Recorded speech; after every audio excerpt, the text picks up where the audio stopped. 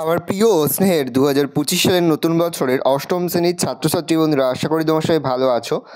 আজ আমরা যে বিষয়টি নিয়ে আলোচনা করব, অষ্টম শ্রেণীর সেকেন্ড সেমেস্টার অর্থাৎ দ্বিতীয় পর্যায়ক্রমিক মূল্যায়নের বাংলার সিলেবাস, প্রশ্নপত্র এবং নমুনা প্রশ্নপত্র নিয়ে। প্রথমে তোমরা সিলেবাসটা দেখে নাও কী কী বিষয় তোমাদের সেকেন্ড সেমেস্টার অর্থাৎ দ্বিতীয় পর্যায়ক্রমিক মূল্যায়নে থাকবে। তোমাদের থাকবে দাঁড়াও, পল্লী সমাজ, ছন্নছাড়া, গাছের কথা, হাওয়ার গান, কী করে বুঝবো, পাড়াগার দুপর ভালোবাসি, নাটোরের কথা, গড়াই নদীর তীরে, জেলখানার চিঠি, স্বাধীনতা আর আদাব। এই বিষয়গুলি তোমাদের কিন্তু সেকেন্ড সেমেস্টার অর্থাৎ দ্বিতীয় পর্যায়ক্রমিক মূল্যায়নে থাকবে। আর তোমাদের ছোটদের পথের পাঁচালী থেকে থাকবে নবম থেকে অষ্টাদশ পরিচ্ছেদ, আর ভাষাচর্চাতে থাকবে বাক্যের রূপান্তর, বাক্যের বিভিন্ন পদ, এক শব্দের একাধিক অর্থের প্রয়োগ আর পত্র রচনা। বিভিন্ন স্কুলে কিন্তু দাঁড়াও থেকে গড়াই নদীর তীরে পর্যন্তও কিন্তু থাকবে।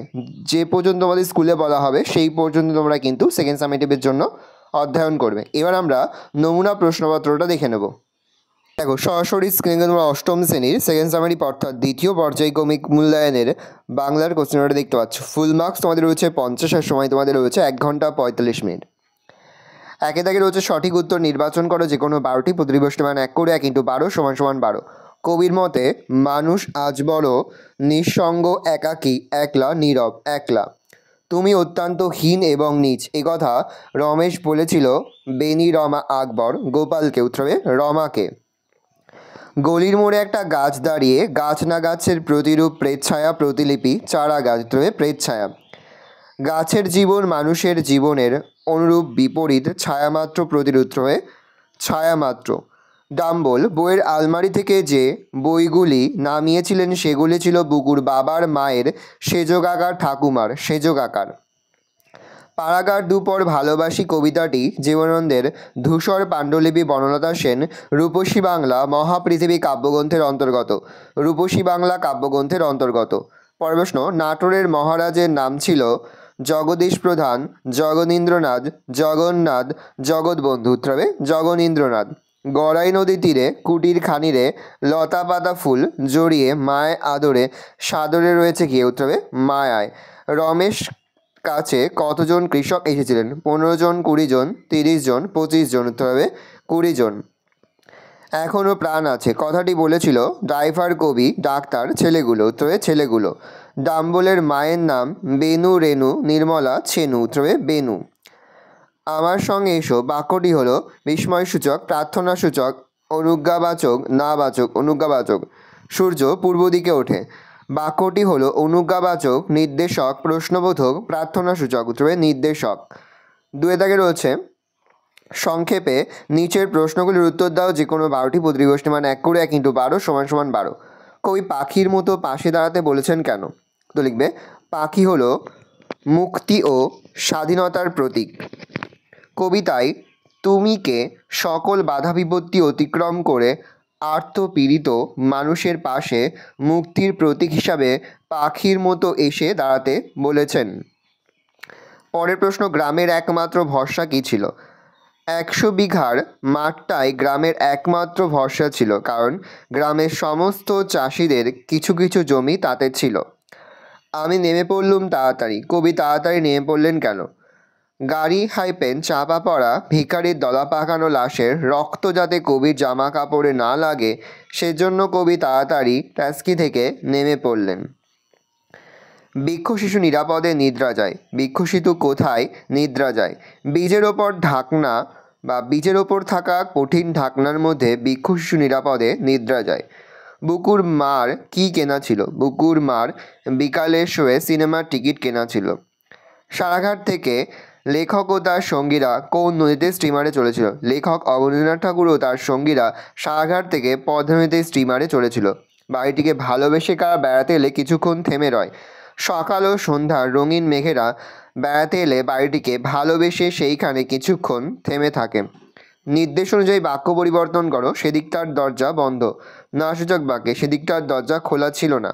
নির্দেশ অনুযায়ী বাক্য পরিবর্তন করো। ফুলবাগানের মোড় পর্যন্ত এগিয়ে দেখল নীলু। নাসূচক বাক্যে ফুলবাগানের মোড় ছাড়িয়ে আর এগিয়ে দেখল না নীলু। বুকু কোন স্কুলে ভর্তি হয়েছিল? বুকু যে স্কুলে ভর্তি হয়েছিল তার নাম আদর্শ শিক্ষা প্রতিষ্ঠান। জলসিঁড়ির পাশে ঘাসে কি দেখা যায়? কবি জীবন দাস রচিত পাগা দুপর ভালোবাসি শীর্ষক কবিতায় দেখা যায় জলসিঁড়ির পাশে ঘাসের মধ্যে অযত্নে বেড়ে ওঠা বুনো চালতা গাছের ডালগুলো বহুদিন ধরে নুয়ে আছে, জলে তাদের ছায়া পড়ছে। পরের প্রশ্ন, গড়াই নদীর তীরে কবিতাটি কোন কাব্যগ্রন্থের অন্তর্গত?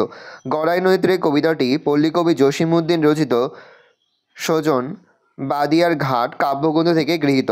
নিচে প্রদত্ত শব্দগুলি ভিন্ন ভিন্ন অর্থ থেকে পৃথক বাক্যে ব্যবহার করো। নাক। নাক এক, ঘ্রাণেন্দ্রিয়, তার নাকে খাবারের সুগন্ধ প্রবেশ করলো। অপমান। লজ্জা, লজ্জায় তার নাক কাটা গেল। বেশি উৎসাহ, অন্যের সব ব্যাপারে নাক গলানো উচিত নয়। কাঁচা, শব্দটির ভিন্ন অর্থে প্রয়োগ করে 4টি বাক্য রচনা করো। অপটু, গল্পটি কাঁচা হাতে লেখা। গ্রামের দিকে এখনো কাঁচা বাড়ি দেখা যায়, মাটির তৈরি। ফলগুলো এখনো কাঁচা, অপক্ক। কাঁচা বয়সে ভুলভ্রান্তি হয়েই থাকে। কাঁচা পাকা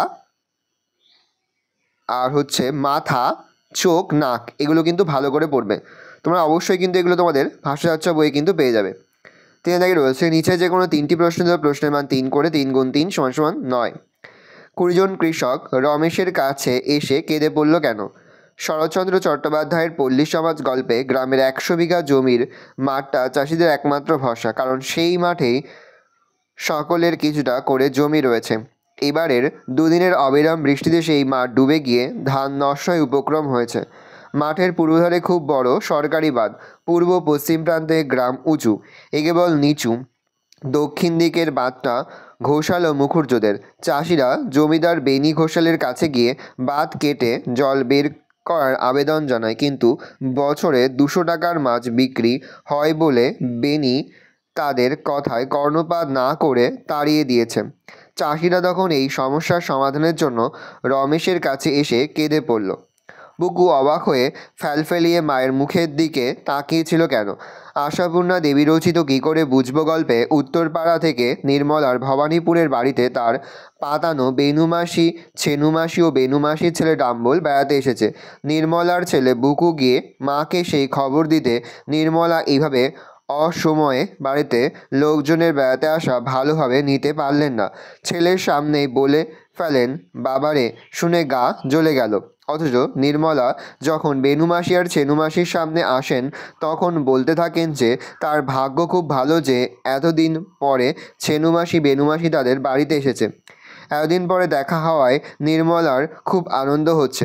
সম্পূর্ণ উল্টো দু ধরনের আচরণ দেখে বুকু অবাক হয়ে মায়ের মুখের দিকে তাকিয়েছিল। একেই বলে রাজ সমাদর। উদ্ধৃতির আলোকে নাটোরের মহারাজার অতিথি বাৎসল্যের পরিচয় দাও। কংগ্রেসের প্রাদেশিক সম্মেলনের অভ্যর্থনা কমিটির সভাপতি ছিলেন নাটোরের মহারাজ জগনীন্দ্রনাথ রায়। তিনি কলকাতা থেকে ঠাকুরবাড়ি তরুণদের এবং জাতীয় কংগ্রেসের কর্তা ব্যক্তিদের নাটোরে আমন্ত্রণ জানান। আমন্ত্রিতদের জন্য স্পেশাল ট্রেনের ব্যবস্থা, স্টিমারে খাওয়া দাওয়ার ব্যবস্থা, অতিথিদের প্রত্যেকের বাক্স প্যাঁটরা বয়ে নিয়ে যাওয়ার বন্দোবস্ত নাটোরে বিপুল অভ্যর্থনা ও আদর যত্ন সকলকে মুগ্ধ করেছিল। আমন্ত্রিতদের প্রত্যেকের যখন যা প্রয়োজন তা চাইবার আগেই সকলের কাছে পৌঁছে যেত। তাছাড়া কারোর যাতে কোনো রকম অসুবিধা না হয় স্বয়ং মহারাজ নিজে ব্যক্তিগতভাবে তার খোঁজ খবর নিতেন। এরকম বিপুল আদর আপ্যায়নকে তাই লেখক সত্যিকারের রাজ সমাদর বলে মনে করেছেন। ছেলের কথা শুনে বুকুর মার মাথায় বজ্রাঘাত। ছেলের কথা শুনে বুকুর মার মাথায় বজ্রাঘাত হলো কেন? উত্তরপাড়া থেকে ভবানীপুরে নির্মলার বাড়িতে হঠাৎ উদয় হওয়া ছেনুমাসি, বেনুমাসি ও ডাম্বলকে বুকুর মা সামনাসামনি সদর অভ্যর্থনা জানান, কিন্তু তাদের আগমনকে তিনি মন থেকে মোটেই ভালোভাবে মেনে নেননি। এ কথা তিনি তার ছেলের সামনে বলেও ফেলেছিলেন। এরপর অতিথিদের সামনে হৈ হৈ করে অভ্যর্থনার অভিনয় করার পরও বুকুর সত্য কথাটি তাদের বলে দেয়, আর তখন ওই অপমানের লজ্জায় বুকুর মার মাথায় যেন বজ্রাঘাত হয়। 4 দাগে রয়েছে নিচের যে কোনো 3টি প্রশ্ন দেওয়া, প্রশ্নের মান 3 করে, 3 × 3 = 9। গলির মোড়ে একটা গাছ দাঁড়িয়ে, গাছ না গাছের প্রেত ছায়া।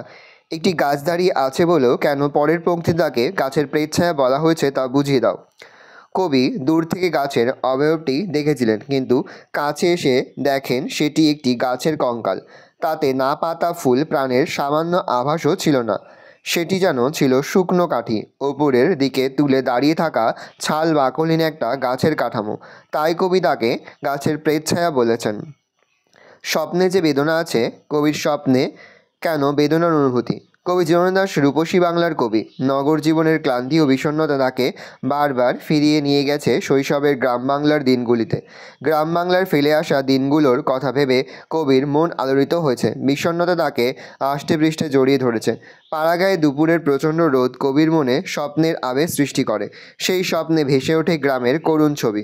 রোদের তাপে শুকিয়ে যাওয়া পাতা, ক্লান্ত শালিকের ডাক, নকশাপাড়া শাড়ি পরা মেয়েটির, এটা ক্লান্ত পায়ের দ্রুত চলে যাওয়া, জলশিরি নদীর ওপর বুনো চালতা গাছের ডাল নুয়ে পড়া, নদীর জলে ভাঙাচোরা ডিঙির স্থির ভেসে থাকা, এই প্রতিটি ছবির মধ্যে বিষণ্ণতা ও বেদনাবোধ লক্ষ্য করা যায়। তাই কবির স্বপ্নে বেদনার অনুভূতি স্পষ্ট হয়ে ওঠে। কুটির খানিরে লতা পাতা ফুল মায়ায় রয়েছে ঘিরে। এখানে কুটিটিকে লতা পাতা ফুল মায়া দিয়ে ঘিরে রাখা বলতে কবি কী বুঝেছেন? উদ্ধৃতাংশটি পল্লী কবি জসিমউদ্দিন এর গড়াই নদীর তীরে কবিতা থেকে নেওয়া।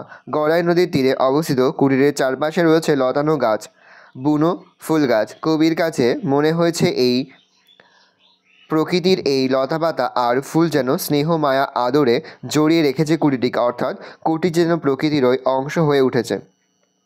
ডিঙিটিরে বেঁধে রেখেছে গিয়ে। ডিঙিটি কোথায় বাঁধা আছে, ডিঙিটির বর্ণনা দাও। কবি জীবনানন্দ দাশের লেখা পাড়াঘাট ধূপর ভালোবাসি কবিতায় ডিঙিটি হিজল গাছে বাঁধা আছে। ডিঙিটির বর্ণনা: ডিঙিটি ঝাঁঝরা, ফোফরা অর্থাৎ জীর্ণ ও ভাঙাচোরা। ডিঙিটির প্রয়োজনীয়তা শেষ হওয়ার সঙ্গে সঙ্গে মালিকের কাছে তার গুরুত্ব হারিয়ে গেছে। হিজলের গুড়িতে ভাঙাচোরা ডিঙিটিকে বেঁধে রেখে মালিক বেমালুম ভুলে গেছে। সে আর কখনো সেখানে ফিরবে না। একাকী পরিত্যক্ত জর্ণাজীর্ণ ডিঙির নিঃশব্দ বেদনার শরিক হয়েছে কবি। পাঁচে থেকে রয়েছে নিচে যে কোনো একটি প্রশ্ন, প্রশ্নের মান 2। এটা তোমাদের সহায়ক পাঠ পথের পাঁচুলি থেকে দেওয়া হয়েছে। বৃদ্ধ নরোত্তম দাস বাবাজির সঙ্গে অপুর কীভাবে ভাব হয়েছিল? দেখে নাও উত্তরটা। পরের প্রশ্ন: একদিন পাঠশালায় এমন একটি ঘটনা হইয়াছিল যাহা তাহার জীবনে একটি নতুন অভিজ্ঞতা। অপুর জীবনে সেই নতুন অভিজ্ঞতাটি কী?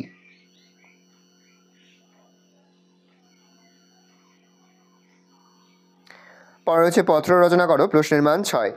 হাসপাতালের সামনে জোরে মাইক বাজানো অমার্জনীয় অপরাধ, এই মর্মে সচেতনতা গড়ে তুলতে সংবাদপত্রে চিঠি লেখো। লেখা শুরু করবে শ্রদ্ধেয় সম্পাদক সমিবেশু, দৈনিক সুখবর, হাবড়া, উত্তর 24 পরগনা। বিষয়: হাসপাতালের সামনে মাইক বাজানোর বিরুদ্ধে প্রতিবাদী পত্র। সশ্রদ্ধ নিবেদন: আমি হাবড়া অঞ্চলের বাসিন্দা। আমার বাসস্থানের 500 মিটারের মধ্যে রয়েছে হাবড়া মিউনিসিপ্যাল হসপিটাল। মূলত অত্যন্ত দরিদ্র মানুষেরা এখানে চিকিৎসা করাতে আসে। এই হসপিটালের পাশে বেশ কয়েকটি চায়ের দোকান, 2টি হোটেল ও দাদাভাই বিরিয়ানির দোকান তৈরি হয়েছে। এই দোকানগুলি থেকে উচ্চস্বরে মাইকের শব্দ ভেসে আসে। এর ফলে যারা হার্টের পেশেন্ট তাদের যন্ত্রণার শেষ নেই। আমরা স্থানীয় মানুষজন অনেক অনুরোধ করেও বিষয়টির সমাধান করতে পারিনি। শুধু তাই নয়, রীতিমতো নানান হুমকিও আমরা শুনেছি। আপনার সর্বাধিক প্রচলিত সংবাদপত্রের মাধ্যমে পুলিশ প্রশাসনের নজরে এই বিষয়টি আনতে চাই। আশা করি এই বিষয়টির গুরুত্ব বিবেচনা করে আমার এই পত্রটি প্রকাশ করে পালিত করবেন। নমস্কারান্তে তোমরা তোমার নাম লিখবে আর এদিকে তোমাদের ঠিকানাটা বসাবে।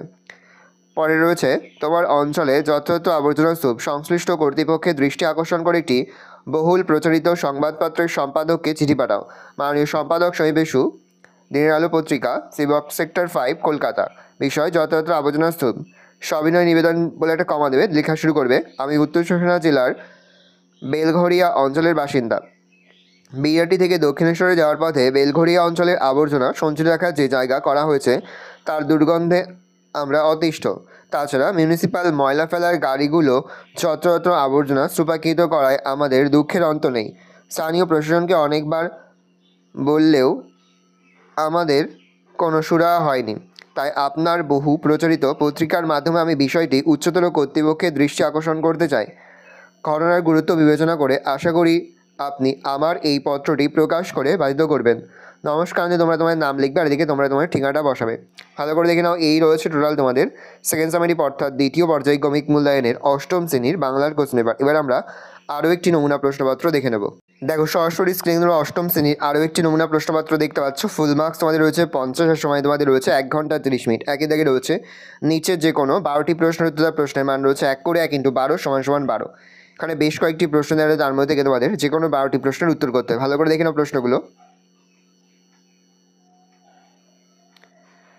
দুই দাগে রয়েছে নিচের প্রশ্নগুলির দু একটি বাক্য উত্তর যে কোনো 12টি, প্রতিটি প্রশ্নের মান 1 করে 1 × 12 = 12। ভালো করে দেখে নাও। পরে রয়েছে 3 দাগে কম বেশি 60 শব্দে নিচে যে কোনো 7টি প্রশ্নের মান 3 করে 3 × 7 = 21। পরে রয়েছে 4 দাগে পত্র রচনা করো যে কোনো একটি, প্রশ্নের মান 5। তোমার এলাকার ঐতিহ্যবাহী পুরনো গ্রন্থাগারটির উপযুক্ত রক্ষণাবেক্ষণের অভাব রয়েছে। এই বিষয়ে সংশ্লিষ্ট কর্তৃপক্ষের দৃষ্টি আকর্ষণ করার লক্ষ্যে সংবাদপত্র সম্পাদকের কাছে একটি পত্র লেখো। পরে হচ্ছে হাসপাতালের সামনে জোরে মাইক বাজানো অমার্জনীয় অপরাধ, এই মর্মে সচেতনতা গড়ে তুলতে সংবাদপত্রের চিঠি লেখো। ভালো করে দেখে নাও। এই রয়েছে টোটাল তোমাদের সেকেন্ড সামারি অর্থাৎ দ্বিতীয় পর্যায়ক্রমিক মূল্যায়নের অষ্টম শ্রেণীর বাংলার কোশ্চেন পেপার। ভালো কোশ্চেনটা দেখে নাও। আশা করি ভিডিওটা ভালো লেগেছে। ভিডিওটা ভালো লাগলে ভিডিওকে লাইক করতে ভুলবেন না। মাত্র নতুন হাত লাল ক্লিক সাবস্ক্রাইব প্রেস করে পাশে বেল আইকনটা প্রেস করো, যখন নতুন কোনো ভিডিও আপলোড করি সবার ফার্স্ট নোটিফিকেশন পেয়ে যাও। আর এই ভিডিওটি তোমার বন্ধু বান্ধবী আত্মীয়স্বজন সবার মধ্যে কিন্তু অনেক শেয়ার করে দিয়ে বছর অষ্টম শ্রেণীতে পড়ছে। আমরা কিন্তু ইতিমধ্যে অষ্টম শ্রেণীর প্রতি বিষয়ে সিলেবাস, প্রশ্নমালা এবং নমুনা প্রশ্নপত্র কিন্তু আপলোড করে দেয় এখনও পর্যন্ত। সেই ভিডিওগুলো না দেখে থাকো, ভিডিওগুলো কিন্তু তাড়াতাড়ি দেখে নাও। তোমাদের সকলকে জানাই আগাম পরীক্ষার অনেক শুভেচ্ছা এবং অভিনন্দন। আশা করি সকলের পরীক্ষায় খুব ভালো হবে। কোনো প্রশ্নের উত্তর লিখতে বা বুঝতে যদি কোনো রকম অসুবিধা হয় তাহলে কিন্তু নির্দ্বিধায় কমেন্ট সেকশনে কমেন্ট করে জানাতে একদমই ভুলবে না। ভালো করে দেখে নাও কোশ্চেন পেপারটা।